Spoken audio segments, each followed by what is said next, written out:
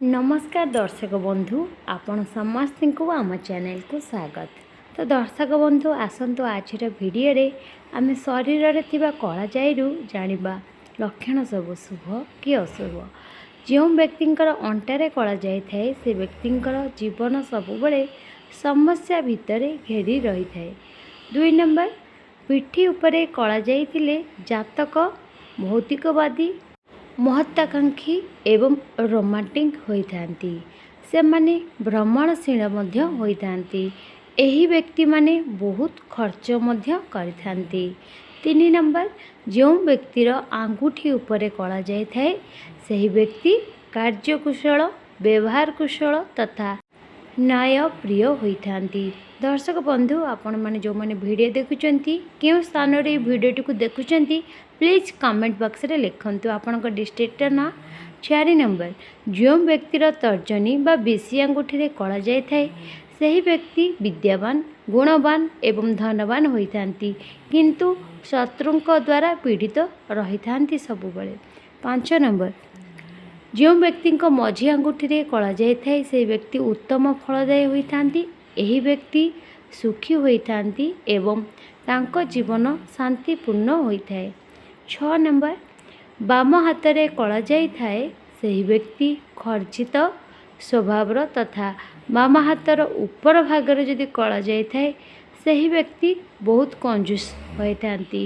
दर्शक बंधु आपण माने जो माने वीडियोटी को देखुछंती आपण मानकर केउंठी कला जाई अछि प्लीज कमेंट बॉक्स रे लिखंतु मु आपण मानकु लक्षण कहिबी। 7 नंबर जो व्यक्तिंकर अनामिका अंगूठी रे कला जाय थाए सही व्यक्ति ज्ञानी स्वभावी धनी एवं पराक्रमी होइथांती। 8 नंबर कनिष्ठ अंगूठी उपरे कला जाइथिले सही व्यक्ति संपत्तिवान होइथांती किंतु तांको जीवन सबु बेले दुखमय होइथाए। 9 नंबर गाल उपरे नाली कला जाई शुभ फल देइथाए। बाम गाल रे कला रंगर कला जाइथिले व्यक्ति निर्धन एवं डाहाण गाल रे जदि कला जाय थाए व्यक्ति धनी होइथाए। दर्शक बंधु आपण माने एही कमेंट सेक्शन में जय श्री हनुमान लिखंतु देखिबे प्रभु आपण मानकर समस्त दुख कष्ट को हरण करिवे।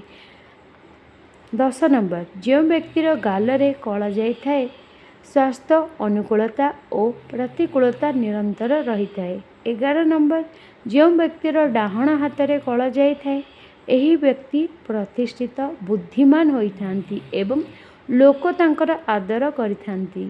12 नंबर जो व्यक्तिंकर मथार मध्य भागरे कला जाय थाए यह तांको निर्मल प्रेमर संकेत अटे। मथार डाहाण पाखरे जदि कला जाय थाए कौनसी विषय निपुणता दर्शाई थाए किंतु मथार बाम पार्श्वरे जदि कला जाय थाए से माने बहुत अल्प खर्च करिथांती। 13 नंबर जो व्यक्ति दुई आईब्रो रे कला जाय थाए सही व्यक्ति अधिक यात्रा प्रिय होइथांती। डाहाण रे कला जाइथिले सुखमय एवं बाम पटे कला जाइथिले दाम्पत्य जीवन दुखमय होइथाए।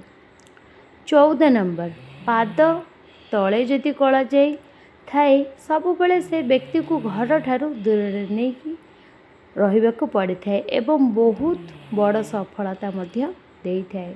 दर्शक बंधु आपण मानकु ए वीडियोटी भल लागुथिले प्लीज वीडियोटी को लाइक करंतु बहुत खुशी लागिबो मते। 15 नंबर जो व्यक्तिर डाहाण आखि डोला रे कला जाय थाए तेबे व्यक्तिर विचार उच्च अटे। बाम डोला रे कला जाइथिले व्यक्ति टिके भावुक स्वभावर होइथांती। 16 नंबर जदि आखिर पलक उपरे कला जाय थाए सही व्यक्ति संवेदनशील होइथांती एवं जदि डाहाण पलक रे कला जाय थाए बाम अपेक्षा अधिक संवेदनशील होइथांती। 17 नंबर कान उपरे कला जाइथिबा व्यक्ति अल्पायु हेबार संकेत देइथाए। एबे आसंतु जानिबा 18 नंबर नाक उपरे कला जाइथिले व्यक्ति प्रतिभा संपन्न और सुखी होइथांती। महिला मानकर नाकरे कला जाइथिले ତାହା ସୌଭାଗ୍ୟଶାଳୀ ହେବାର ସୂଚକ ଦେଇଥାଏ। ଦର୍ଶକ ବନ୍ଧୁ ଆପଣମାନେ ନିହାତି ଭାବରେ କମେଣ୍ଟ କରନ୍ତୁ ଆପଣମାନଙ୍କର ଶରୀରର କେଉଁ ସ୍ଥାନରେ କଳାଜାଇ ଅଛି। 19 ନମ୍ବର, ଓଠ ଉପରେ କଳାଯାଇଥିବା ବ୍ୟକ୍ତି ବହୁତ ପ୍ରେମୀ ହୃଦୟ ହୋଇଥାନ୍ତି। ଯଦି କଳାଜାଇ ଓଠର ତଳେ ଥାଏ ତେବେ ସେମାନେ ବହୁତ ଗରିବ ହୋଇଯାଆନ୍ତି। 20 ନମ୍ବର, ମୁହଁର ଆଖପାଖରେ କଳାଜାଇ ଥିଲେ ସ୍ତ୍ରୀ ଓ ପୁରୁଷ ଦୁଇଜଣ ସୁଖୀ ସମ୍ପନ୍ନ ଏବଂ ସୌଜନ୍ୟ ହେବାର ସୂଚକ ଅଟେ।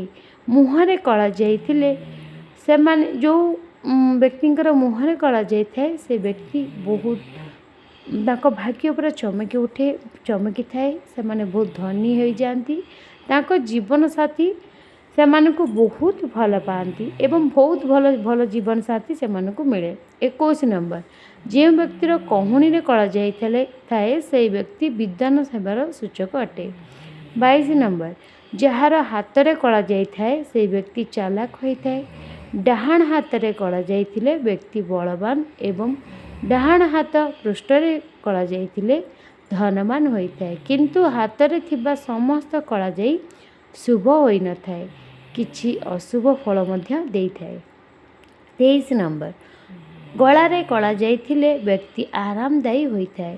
ଗଳା ସାମ୍ନାରେ କଳାଜାଇ ଥିଲେ ବ୍ୟକ୍ତିର ଘରେ ମିତ୍ରଙ୍କର ଯିବା ଆସିବା ଲାଗି ରହିଥାଏ ଏବଂ ତାଙ୍କ ମିତ୍ର ସଚ୍ଚା ହୋଇଥାନ୍ତି। 24 ନମ୍ବର, ଯେଉଁ ସ୍ତ୍ରୀଙ୍କ ହୃଦୟରେ କଳାଜାଇ ଥାଏ ସେହି ସ୍ତ୍ରୀ ସୌଭାଗ୍ୟବତୀ ହୋଇଥାନ୍ତି। ଛାତିର ଡାହାଣରେ କଳାଜାଇ ଥିଲେ ତାହା ଶୁଭ ହୋଇଥାଏ। ଛାତିର ମଝିରେ ଯଦି କଳାଜାଇ ଥାଏ ସୁଖୀ ଜୀବନର ସଂକେତ ଦର୍ଶାଇଥାଏ। 25 ନମ୍ବର, ପେଟରେ କଳାଜାଇ ଥିଲେ ବ୍ୟକ୍ତି ଭୋଜନ ପ୍ରିୟ ଏବଂ ଅଧିକ ମିଠା ଖାଇବାକୁ ସେମାନେ ପସନ୍ଦ କରନ୍ତି। 26 ନମ୍ବର, ଡାହାଣରେ କଳାଜାଇ ଥିଲେ ମାନେ ଯଦି ପେଟର ଡାହାଣ ପାଖରେ ଯଦି କଳାଜାଇ ଥିବ ତାହେଲେ ଗୃହସ୍ଥ ଜୀବନ ସୁଖମୟ ହୋଇଥାଏ। ଆଶା କରୁଛି ଆଜିର ଏହି ଭିଡ଼ିଓରୁ ଆପଣମାନେ ଜାଣିସାରିଥିବେ ଯେ ଶରୀରର କେଉଁ ଅଙ୍ଗରେ କଳାଜାଇ ରହିଲେ କ'ଣ କ'ଣ ହୋଇଥାଏ। ଭିଡ଼ିଓଟି ଭଲ ଲାଗିଲେ କମେଣ୍ଟ କରନ୍ତୁ, ଲାଇକ୍ କରନ୍ତୁ, ଫ୍ରେଣ୍ଡସ୍ମାନଙ୍କ ସହିତ ସେୟାର କରନ୍ତୁ ଏବଂ କମେଣ୍ଟ ବକ୍ସରେ ନିହାତି ଜୟ ଶ୍ରୀ ହନୁମାନ ଲେଖନ୍ତୁ। ଦେଖିବେ ପ୍ରଭୁ ପବନପୁତ୍ର ଶ୍ରୀ ହନୁମାନ ଆପଣମାନଙ୍କର ସମସ୍ତ ଦୁଃଖ କଷ୍ଟକୁ ହରଣ କରିବେ। ଭିଡ଼ିଓଟିକୁ ଆପଣମାନେ ସମ୍ପୂର୍ଣ୍ଣ ଦେଖିଲେ ସେଥିପାଇଁ ଆପଣମାନଙ୍କୁ ବହୁତ ବହୁତ ଧନ୍ୟବାଦ। ଜୟ ଶ୍ରୀ ହନୁମାନ।